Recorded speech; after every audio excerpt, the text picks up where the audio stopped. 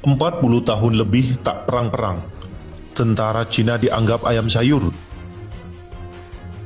Setelah analisa kurangnya kualitas pasukan, ada anggapan lain yang membeberkan data lain soal kelemahan pasukan tentara pembebasan rakyat Cina. Padahal saat ini militer Cina sedang konsisten menunjukkan kekuatan tempurnya. Dalam berita sebelumnya, mengutip dari laporan Hindustan Times yang membeberkan fakta bahwa pasukan militer Cina punya kelemahan dalam hal kualitas pasukan. Meski secara keseluruhan Cina mengalami peningkatan kekuatan dan kualitas sistem utama persenjataan, namun tak berbarengan dengan kemampuan para prajuritnya. Bahkan tentara pembebasan rakyat Cina harus memperbarui sistem perekrutan prajuritnya dengan fokus tak hanya pada masyarakat umum, akan tetapi dengan iming-iming gaji yang tinggi, para mahasiswa dengan disiplin ilmu teknik jadi prioritas utama. Ternyata bukan cuma itu titik lemah pasukan tentara pembebasan rakyat Cina. Pengalaman tempur yang kurang jadi salah satu hal yang bisa dimanfaatkan oleh musuh-musuhnya, terutama Amerika Serikat. Seorang analis riset untuk program studi Cina melihat titik rapuh militer Cina disebabkan oleh 3 hal. Yang pertama adalah penyakit perdamaian, Happing Big, kebiasaan di masa damai, Happing GC, dan masalah perdamaian, Happing GB. Desai menilai bahwa pasukan tentara pembebasan rakyat Cina saat ini kurang memahami pertempuran modern. Pasalnya, terakhir kali pasukan Cina berperang adalah pada tahun 1979 di Perang Sino-Vietnam. Perang Sino-Vietnam terjadi di perbatasan Cina dengan Vietnam, tepatnya di 3 wilayah, Provinsi Châu Bang, Vietnam, dan Lang Son, Vietnam, dan Kepulauan Spratly yang berhasil direbut oleh Cina. Menurut data yang dikutip dari Global Security, ada ratusan ribu pasukan tentara pembebasan rakyat Cina dikerahkan ke perbatasan Vietnam atas komando Deng Xiaoping, pemimpin tertinggi Cina saat itu.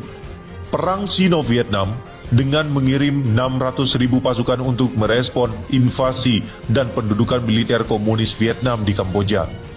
Tak hanya itu, tentara pembebasan rakyat Cina saat itu juga diperkuat oleh ratusan tank dengan perkiraan mencapai 400-550 unit. Meski Cina mengklaim memenangkan peperangan, Vietnam punya data dan menganggap mampu mengalahkan pasukan Cina. Akan tetapi kekuatan tentara pembebasan rakyat Cina saat ini jelas berbeda dengan pada saat Perang Sino-Vietnam.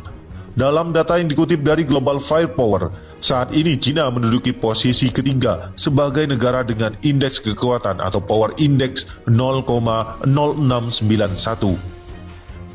Pada tahun 2020, data mencatat tentara pembebasan rakyat Cina memiliki 2,69 juta personel yang terdiri dari 2,18 juta personel aktif dan 510.000 pasukan cadangan.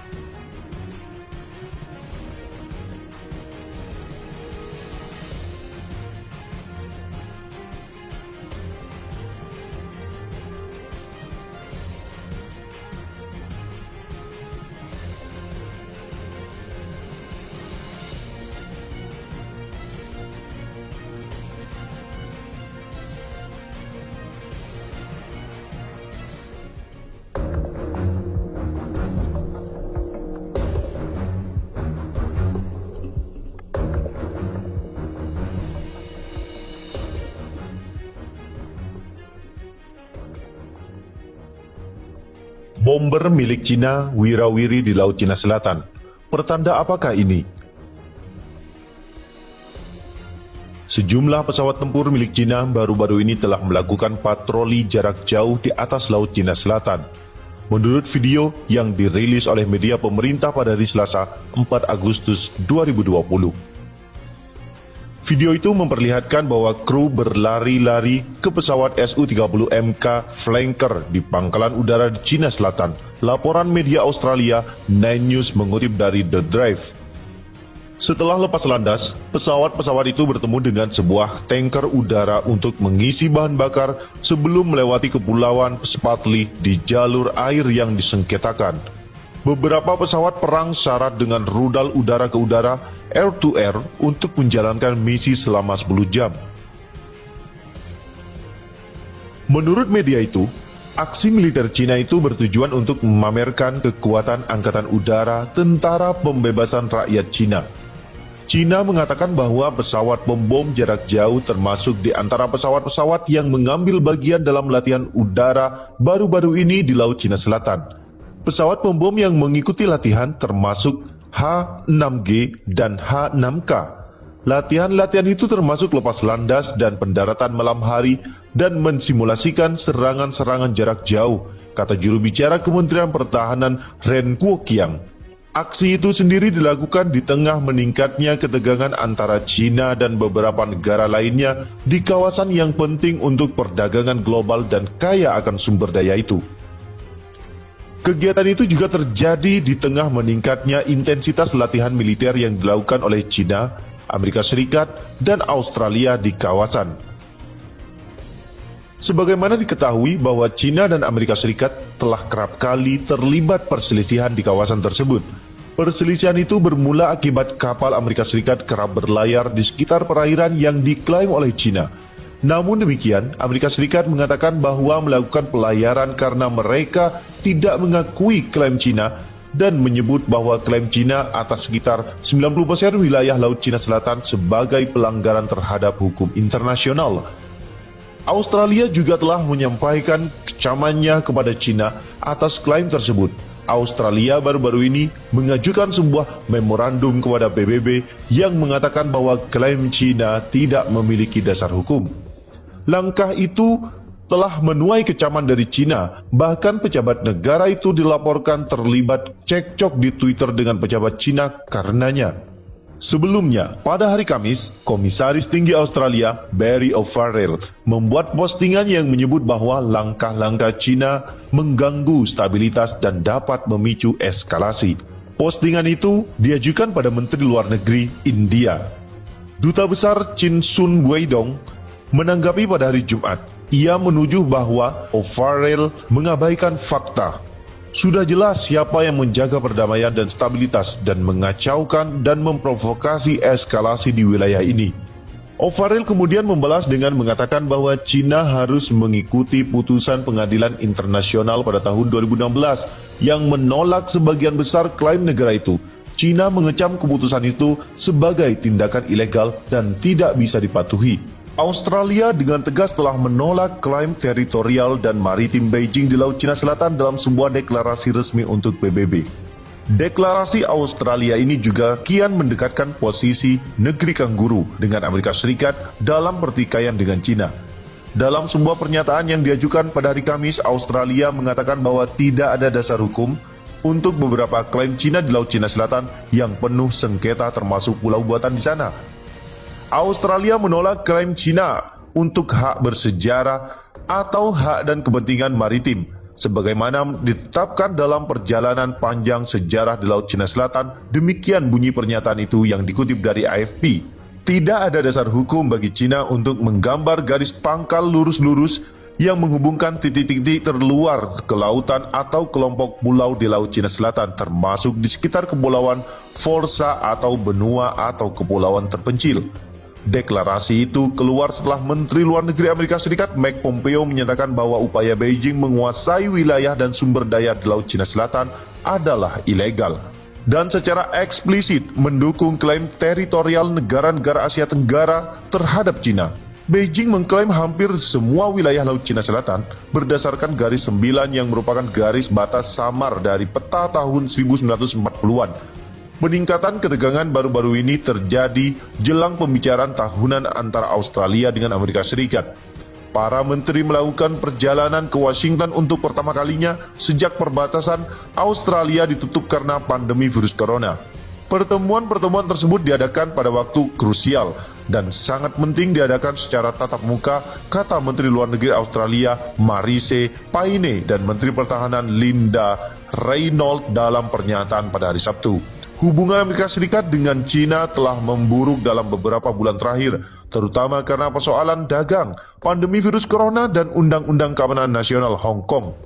Pada hari Jumat, Beijing memerintahkan konsulat Amerika Serikat di Chengdu untuk ditutup, sebagai pembalasan atas ditutupnya konsulat China di Houston karena tuduhan pencurian kekayaan intelektual.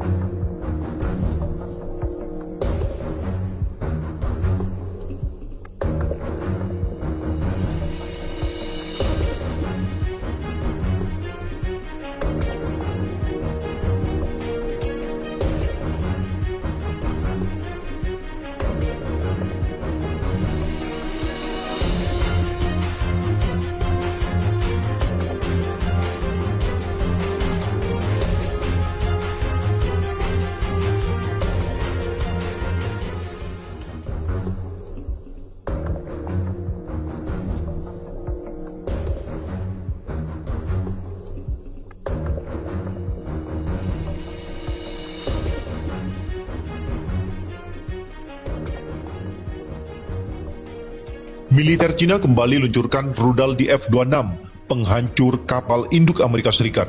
Donald Trump dibikin gemetar. Pasukan roket Tentara Pembebasan Rakyat Cina, PLA, baru-baru ini meluncurkan rudal balistik anti kapal jarak menengah bertajuk DF-26 dalam latihan yang masih berlangsung. Peluncuran rudal tersebut setelah Amerika Serikat mengirimkan 2 kapal induk ke Laut Cina Selatan, serta mengadakan latihan militer bersama dengan India, Jepang, dan Australia di Samudra Hindia, serta Laut Filipina.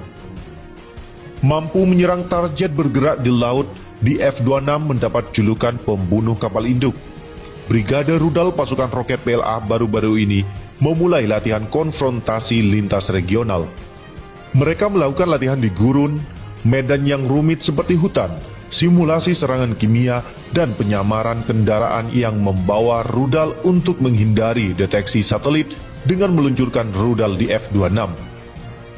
Menurut Global Times mengutip dari laporan CCTV, latihan tersebut mengasah kemampuan reaksi cepat pasukan roket PLA, dan misi semacam ini akan berlanjut dalam 1 hingga 2 bulan ke depan.